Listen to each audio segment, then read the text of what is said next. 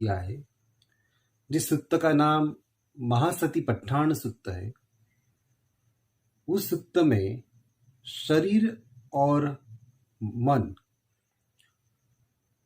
शरीर और मन की जो पूरी की पूरी प्रक्रिया है, उस प्रक्रिया का विकास करने के लिए या विपස්සना भावना को विकसित करने के लिए उस पूरी की पूरी प्रक्रिया को समझना बहुत जरूरी है।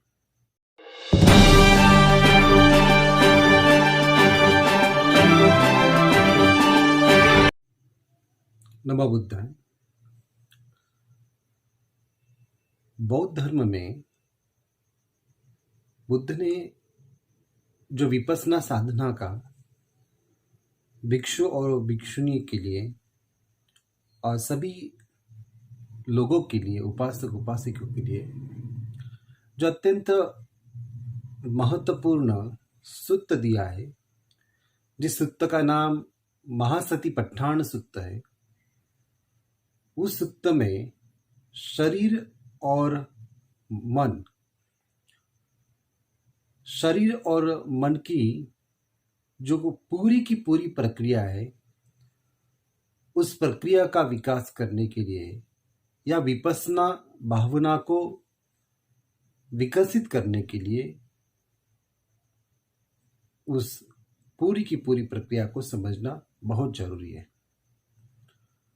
तो उसमें जो कायानुपස්සना है, मतलब शरीर को विशेष तरीके से देखने की जो प्रक्रिया है, जिसका प्राथमिक विषय जो है वो आनापानसति ध्यान है। और आनापानसति मतलब अंदर जाती हुई सांस और बाहर आती हुई सांस को साक्षी भाव से देखना, ये जो प्रक्रिया है जो कि शरीर से संबंधित है।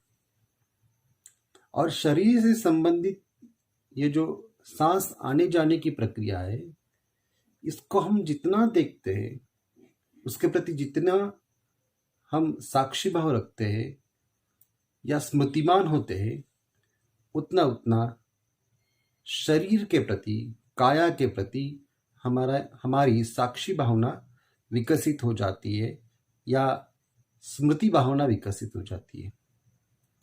तो इसलिए बुद्ध ने इसमें अलग अलग बात कही है। बुद्ध ने केवल सांस की प्रक्रिया को ही नहीं समझाया। बुद्ध ने जो इरियापथ है इसका पूरा का पूरा, मतलब अगर हम बैठे हैं, लेटे हैं या चल रहे हैं, काया में जो कुछ हो रहा है उसके प्रति जागृति, उसके प्रति स्मृति विकसित करना, या प्रतिकूल मनसिकार है या धातु नसिकार है, धातु का मतलब जो भी शरीर में पृथ्वी, आप, तेज, वायु धातु है, उसके प्रति जागृति है। ऐसे बहुत सी प्रक्रिया बुद्ध ने बताई है। तो इनमें से एक जो महत्वपूर्ण प्रक्रिया है, जिसको नवसीव थीकपब्ब मतलब नव सीवथी कपब्बम, इसका मतलब जो है 9 प्रकार के स्मशानों का पर्व है, जो कि महासती पट्ठाण सुत्त में कायानुपश्ना जो है उसमें वो आता है। तो मृत्यु की जो स्मृति है, ये मृत्यु की स्मृति विकसित करने के लिए, मरणान स्मृति विकसित करने के लिए इसका उपयोग हम कर सकते हैं। और मरणान स्मृति इसलिए क्योंकि जो भी शरीर की जो आसक्ति है वो अनासक्ति बन जाए, उसका कोई अटैचमेंट न रहे, इसके लिए बुद्ध ने इस साधना को विकसित किया है। तो इसमें बुद्ध कहते हैं, और फिर भिक्षुओं, जैसे कोई स्मशान में छोड़े हुए एक दिन या 2 दिन या 3 दिन के फूले हुए, नीरे पड़े, पीब छूते मृत शरीर को देखे वह इसी काया से उसकी तुलना करता है। वास्तव में यह मेरी काया भी इसी स्वभाव वाली है, ऐसे ही होने वाली है और ऐसा होने से बच नहीं सकती। जब कोई भिक्षु, जब कोई व्यक्ति स्मशान में जाता है, तो स्मशान में जाने के बाद जब बुद्ध के समय में शरीर को लोग सिर्फ जंगल में फेंकते थे, छोड़ आते थे, उसका अंत्य संस्कार कभी कभी नहीं होता था, क्योंकि उस समय में जितने भी जो राजा के सैनिक थे वो इनको इकट्ठा करके जलाने का, या कभी कभी काफ़ी मुश्किल होती थी बहुत सारे लोगों को एक साथ जलाना। तो वहाँ पर ये जो शरीर थे वो वहाँ पर सिर्फ छोड़े आते थे। वो वैसे ही वो जो शरीर थे, 1 दिन का या 2 दिन का कोई शरीर हो जो मृत हुआ हो, ऐसा शरीर जिसमें कि वो शरीर फूलता है, नीला पड़ता है या उसमें पीप होता है, अगर उस शरीर को देखे और उस शरीर को देखने के बाद उस शरीर के साथ हमारे शरीर की तुलना करे, या उस तरह की कल्पना करे कि हमारा शरीर भी इसी तरीके से मृत होने के बाद फूलने वाला है, वो भी नीला होने वाला है, उसमें भी पीप होने वाला है, तो उस शरीर के प्रति कोई आसक्ति नहीं रहती, एक अनासक्ति भावना वहाँ पर विकसित हो जाती है। और मृत होने के बाद इस शरीर जो है वो शरीर इससे बच नहीं सकता, इस प्रक्रिया से बच नहीं सकता। तो इसलिए ऐसी कल्पना करके मन में उस शरीर मृत होने के बाद उसमें क्या क्या होने वाला है, ये भावना विकसित होने जरूरी है। इसलिए बुद्ध ने अपने भिक्षुओं से कहा, जब कोई व्यक्ति अपनी काया को मृत शरीर की काया के साथ कल्पना करके मेरा भी इस तरीके से मृत होने के बाद शरीर की अवस्था ऐसे होने वाली है और इससे बच नहीं सकती, तब वह इस प्रकार वह भीतर की ओर काया में कायानुपश्नी होकर विहार करता है। तभी वो व्यक्ति अपने शरीर में कायानुपश्ची होकर विहार करता है। काया को वह विशिष्ट प्रकार से देखता है, वो काया को अनित्य भावना से देखता है, नित्य भावना से नहीं देखता। वो शरीर की हर प्रक्रिया को समझता है। जब वो समझता है कि मृत्यु है, मृत्यु का बोध उसके मन में अनित्य की प्रक्रिया को जगाता है और वो विशेष प्रकार से विपස්සना भावना जो उसमें विकसित होती है काया के प्रति, उसको कायानुपसना कहते हैं। वो काया को ठीक तरीके से देखकर उसमें विहार करता है। तो उसमें विहार करता है, इसका मतलब उसके साथ वो जीवन हर क्षण जीने लगता है। प्रत्येक क्षण वो बोध से भरता है, विहरता है। अथवा बाहर की ओर काया में कायानुपश्नी होकर विहार करता है, अथवा भीतर और बाहर सर्वत्र काया में कायानुपश्न होकर विहार करता है। इसका मतलब यह है, अंदर की ओर, शरीर के अंदर होने वाली प्रक्रिया की ओर, बाहर की ओर इसका मतलब जो इरियापत वो जो करता है, वो चलता है, बैठता है, लेटता है, हर प्रक्रिया में वो शरीर को देखता है, शरीर की इस अनित्य भावना को देखता है, उसकी उत्पन्न होने वाली और नष्ट होने वाली प्रक्रिया को देखता है और काया में कायानुपश्नी होकर विहार करता है। अथवा समुदय धर्मानुपश्नी होकर काया में विहार करता है। ये जो शरीर जो है अनेक कारणों से बन रहा है, अनेक कारणों से उसका व्यय हो रहा है, ये जो उसकी जो प्रक्रिया है समुदय धम्मानुपश्नी होकर काया में विहार करता है, अथवा वय धम्मानुपश्नी होकर काया में विहार करता है। मतलब उसकी उत्पन्न होने की प्रक्रिया और नष्ट होने की प्रक्रिया, जो कि एक कांस्टेंट प्रक्रिया है, जो हर क्षण में हो रही है, जिसका ठहराव कहाँ पर नहीं है। प्रत्येक क्षण में शरीर के अणु बदल रहे हैं, प्रत्येक क्षण में नया अणु उत्पन्न हो रहा है।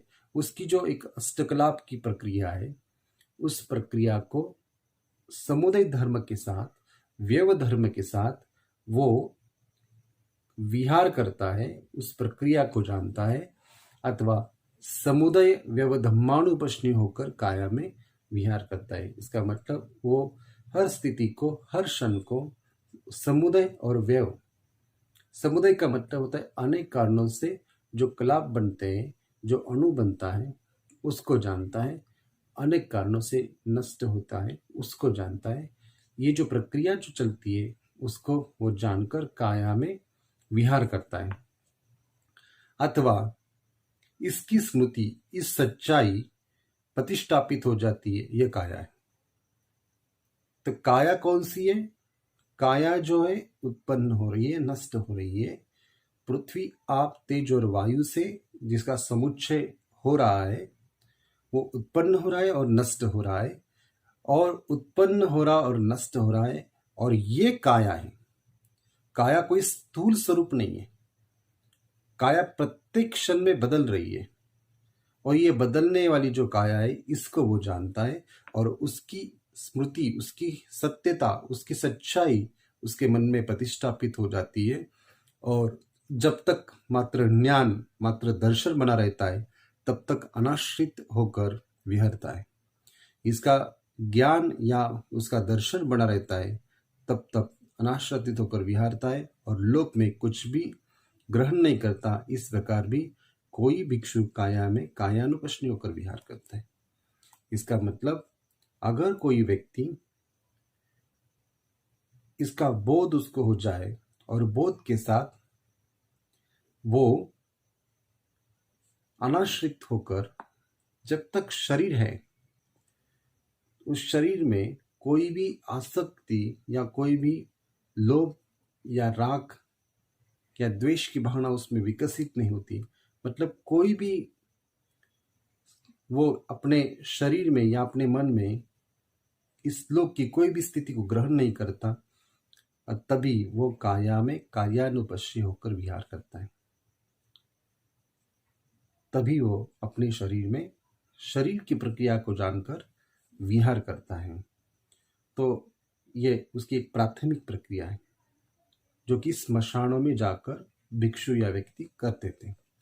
और फिर भिक्षु, जैसे कोई भिक्षु स्मशान में छोड़े हुए कौवों अथवा चीलों अथवा गिद्धों अथवा बगुलों अथवा कुत्तों अथवा व्याघ्रों अथवा चीतों अथवा सियारों अथवा विविध प्रकार के प्राणी से खाए जाते हुए मृत शरीर को देखे, वो इसी काया से उसकी तुलना करता है। वास्तव में यह मेरी काया भी इसी स्वभाव वाली है, ऐसे ही होने वाली है, और ऐसा होने से बच नहीं सकती।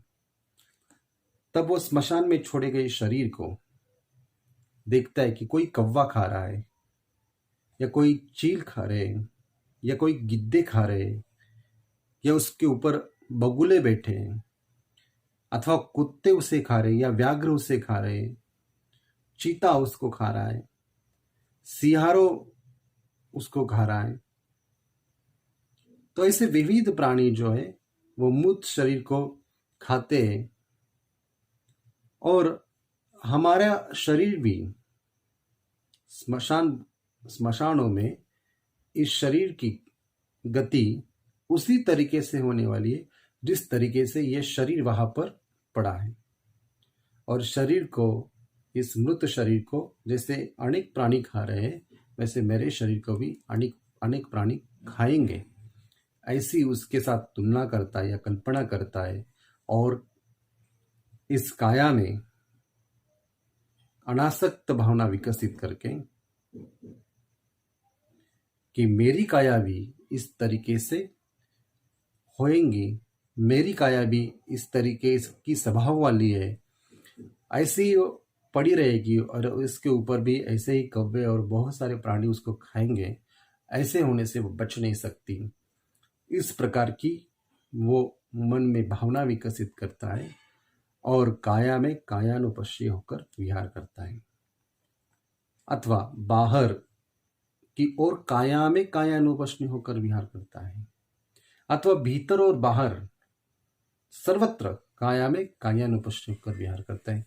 मतलब बाहर की ओर भी करता है, अंदर की ओर भी करता है। जैसे कुछ लोग विपස්සना साधना करते तब शरीर के ऊपर ऊपर करते, वो अंदर की ओर नहीं करते। तो कोई भी व्यक्ति अंदर की ओर भी करता है, बाहर की ओर भी कायानुपश्ना भावना करता है, और साथ ही वो अंदर बाहर एक साथ कायानुपश्ना की भावना करता है, अथवा समुदाय धर्मानुपश्ची होकर काया में विहार करता है, अथवा व्यवधम्मानुपश्ची होकर काया में विहार करता है, अथवा समुदाय व्यवधम्मानुपश्ची होकर काया में विहार करता है, अथवा इसकी स्मृति इस सच्चाई में प्रतिष्ठापित होती है, ये काया है। बिल्कुल जैसे मैंने पहले ही बताया, उसी तरीके से समुदाय धम्मानुपश्ची होकर विहार करता है और उसी तरीके से व्यवधम्मानुपश्य होकर विहार करता है, और उसी तरीके से समुदाय व्यवधम्मानुपश्य होकर मतलब एक साथ वो समुदाय होने वाले धम्म को देखता है, मतलब शरीर को देखता है, और व्यव होने वाले शरीर को देखता है, जो एक साथ प्रक्रिया हो जाती है। तो इसको वो जानता है और उसके साथ विहार करता है, मतलब उसी के साथ जीवन प्रत्येक क्षण जीता है, और इस सच्चाई में उसकी स्मृति प्रतिष्ठापित होती है। जब तक मात्र ज्ञान मात्र दर्शन बना रहता है, तब तक अनाश्रित होकर विहरता है और इस लोक में कुछ भी ग्रहण नहीं करता। इस प्रकार भी कोई भिक्षु काया में कायानुपश्य विहार करता है। मतलब जब तक उसका ज्ञान, जब तक उसका बोध और अनाश्रित भावना बनती रहती है और इस लोक में कुछ भी ग्रहण नहीं करता, मतलब कुछ भी उसके मन के ऊपर संस्कार नहीं बनता, हर चीज को वो समझता है, हर संवेदना को समझता है, हर प्रक्रिया को वो समझता है, और इस तरीके से वो काया में कायानुपश्य होकर विहार करता है। और फिर भिक्षु, जैसे कोई भिक्षु स्मशान में छोड़े हुए मांस युक्त, लहू से सने हुए, नसों से बंधे हुए, हड्डी कंकाल वाले मृत शरीर को देखे, मांस रहित, लहू से सने, नसों से बंधे हुए, हड्डी कंकाल वाले मृत शरीर को देखें, मांस लहू रहित, नसों से बंधे हुए, हड्डी कंकाल वाले मृत शरीर को देखो, बंधन रहित हड्डियों को दिशा विदिशा में फेंका हुआ देखें। कहीं हाथ की हड्डी है, कहीं पैर की, कहीं टखने की, कहीं जंघा की, कहीं गर्दन की, कहीं ठोड़ी की, कहीं दांत की, कहीं खोपड़ी की। वह इस काया से उसकी तुलना करता है। वास्तव में मेरी काया भी इसी स्वभाव वाली है, ऐसे ही होने वाली है, और ऐसा होने से बच नहीं सकती। मतलब जब कोई व्यक्ति इस तरीके से खुद के शरीर को देखता है कि स्मशान में पड़े हुए उस मांस युक्त शरीर जिससे लहू बह रहा है, जिसकी नसें बंधे हुए हड्डी कंकाल वाले मृत शरीर को देखती है, जो मांस रहित हो रही है, जो लहू से सने हुए है, जो हड्डी कंकाल वाले, मतलब अपने शरीर की वास्तविक स्थिति को जो देखता है, मतलब दूसरों का शरीर देख के, दूसरों के शरीर की हुई प्रक्रिया को देख के, उसकी हड्डियां, उसका अस्थि पंजर पड़ा है, कई जंघाओं की हड्डी पड़ी है, कहीं कंकाल पड़े हैं, कहीं पैर के हाड़ गिरे हुए हैं, कई हाथ फेंके हुए हैं, जैसे दिशा और विदिशा में फेंके हुए हैं, कहीं दांत गिरे, कहीं गर्दन, कहीं टखने, और इस तरीके से अपने शरीर की तुलना मृत हुए शरीर से करता है और उसकी स्मृति अपने मन में बनाता है, और ऐसा करने से काया में कायानुपश्य होकर विहार करता है। वैसे ही बाह्य काया में कायानुपश्य होकर विहार करता है और भीतर बाहर सर्वत्र कायानुपश्य होकर विहार करता है। साथ ही समुदाय धर्मानुपश्य होकर विहार करता है और व्यवधम्मानुपश्य होकर विहार करता है, अथवा समुदाय व्यवधम्मानुपश्य होकर विहार करता है, अथवा इसकी स्मृति उसकी सच्चा में प्रतिष्ठापित होती है। यह काया है। जब तक मात्र ज्ञान मात्र दर्शन बना रहता है, तब तक अनाश्रित होकर विहरता है, और इस लोक में कुछ भी ग्रहण नहीं करता। इस प्रकार कोई भी भिक्षु काया में कायानुपश्य होकर विहार करता है। ये बिल्कुल बुद्ध ने वही वही बात कही है, क्योंकि 9 प्रकार के इस स्मशानों का बुद्ध ने जो वर्णन किया है, तो उसमें हर बार बुद्ध ने ये बात कही है। और फिर भिक्षु, जैसे कोई भिक्षु मृत शरीर को देखे, स्मशान में छुड़ा हुआ देखे, जिसकी हड्डियां शंख के समान श्वेत वर्ण वाली हो गई है, जिसकी हड्डियां पूरी सफेद हो रही है, जिसकी वर्षों पुरानी हड्डियों का ढेर लग गया हो, जिसकी सड़ी हुई हड्डियां चूर्ण बन गई हो, वह इस काया से उसकी तुलना करता है। मतलब जिसकी हड्डियां पुरानी हो रही है, वर्षों पुरानी हो रही है, उसकी हड्डियों का ढेर लग गया है, जिसकी हड्डियां चूर्ण युक्त हो गई है, उसी के साथ वो अपने शरीर की तुलना करता है, या उस तरीके की कल्पना करता है कि मेरा भी शरीर ऐसा होने वाला है। वास्तव में यह मेरी काया भी इसी स्वभाव वाली है, ऐसे ही होने वाली है, और ऐसा होने से वो बच नहीं सकती। ऐसा जब उसके मन में सच्चाई बनी रहती है, तभी वो काया में कायानुपश्य होकर विहार करता है, अथवा बाहर की ओर काया में कायानुपश्य होकर विहार करता है, अथवा भीतर की ओर काया में कायानुपश्य होकर विहार करता है, अथवा समुदय धर्मानुपश्य होकर विहार करता है, अथवा व्यवधम्मानुपश्य होकर विहार करता है, अथवा समुदय व्यवधम्मानुपश्य होकर विहार करता है, अथवा इस स्मृति, इस सच्चाई में प्रतिष्ठापित हो जाती है ये काया। जब तक मात्र ज्ञान, मात्र दर्शन बना रहता है, तब तक अनाश्रित होकर विहारता है और इस लोक में कुछ भी ग्रहण नहीं करता। इस प्रकार भी कोई भिक्षु काया में कायानुपश्य होकर विहार करता है।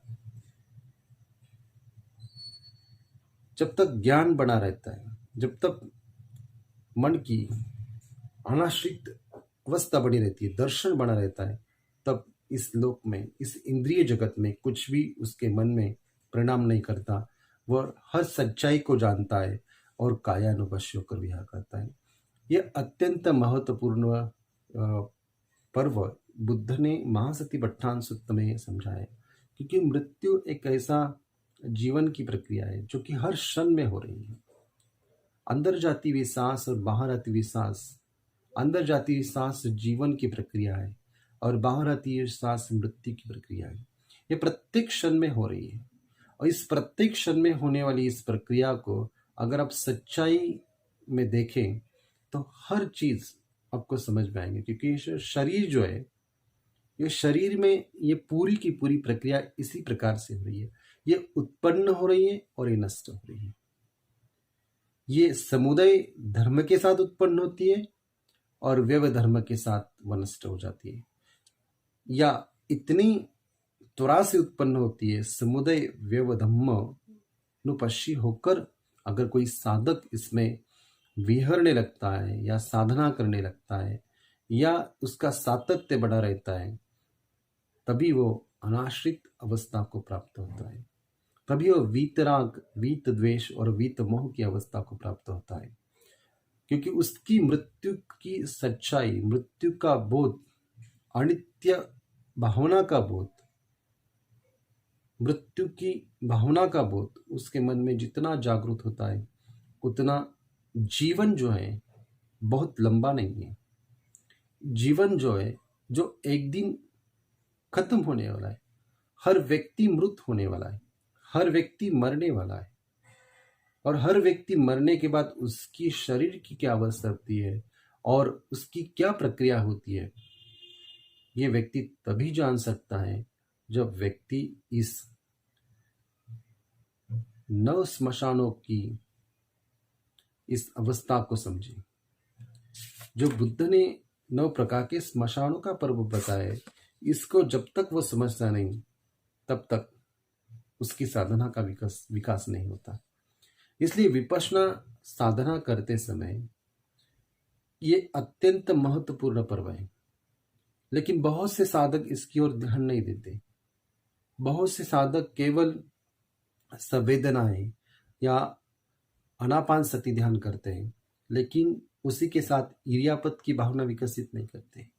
उसी के साथ प्रतिकूल मनसिकार की भावना विकसित नहीं करते, उसी के साथ धातु मनसिकार की भावना विकसित नहीं करते। इसलिए उनकी जो विपස්සना है वो पूरी नहीं होती। केवल वेदनानुपස්සना का ध्यान करना और उसके आधार पर, या आनापान सति का ध्यान करना तो उसके आधार पर पूरी विपश्यना भावना विकसित नहीं होती। पूरी विपश्यना भावना विकसित होने के लिए ये जो महासतिपट्ठान सूत्र है, इस महासतिपट्ठान सूत्र में जो बात बुद्ध ने कही है, कायानुपස්සना, वेदनानुपස්සना, चित्तानुपස්සना और धम्मानुपස්සना, इन चारों को एक साथ जो व्यक्ति जानता है, इन चारों पश्चना को मिलके विपස්සना भावना को जो व्यक्ति सही ढंग से उसकी भावना करता है, उसकी प्रैक्टिस करता है, उसकी साधना करता है, वही व्यक्ति सच्चाई में विपස්සना साधना करता है। अन्यथा बहुत सारे लोग केवल एक खेल खेलते हैं। खेल नहीं खेलना है, उसकी जो यथावत सच्चाई है, सत्यता है, उसको हमें जानना है। इसलिए ये पर्व काफी महत्वपूर्ण पर्व है कि 9 प्रकार के स्मशानों का पर्व, इसमें मरणान स्मृति ध्यान कैसे करते इसके बारे में समझाया है। और विशुद्धिमग्ग नाम का एक ग्रंथ है जिसमें आचार्य बुद्धघोष ने जो विशुद्धिमग्ग ग्रंथ की रचना की है, उसमें मरणान स्मृति का बहुत ही डिटेल्स के साथ वर्णन किया है। वह कैसी भावना विकसित करनी चाहिए इसका बहुत ही डिटेल के साथ वर्णन किया है। तो उसको हम अपने आगे के प्रवचन मालिका में देखेंगे। अभी जो अत्यंत महत्वपूर्ण सूत्र है, इस सूत्र में मतलब महासतिपट्ठान सूत्र में जो 9 प्रकार के स्मशानों का पर्व है, इसकी ओर ध्यान देना और उसके अनुसार ध्यान करना बहुत जरूरी है। उसके अनुसार अगर मरणानुस्मृति भावना करेंगे तो हम और भी विपස්සना भावना को यथावत जानेंगे। तो आतापि संपजानो सतीमा, मतलब साधना का सातत्य बहुत जरूरी है, उसका तपना बहुत जरूरी है। इस बात को ध्यान में रखना और सातत्य बना रहना और विपश्यना भावना का विकास करना। धन्यवाद।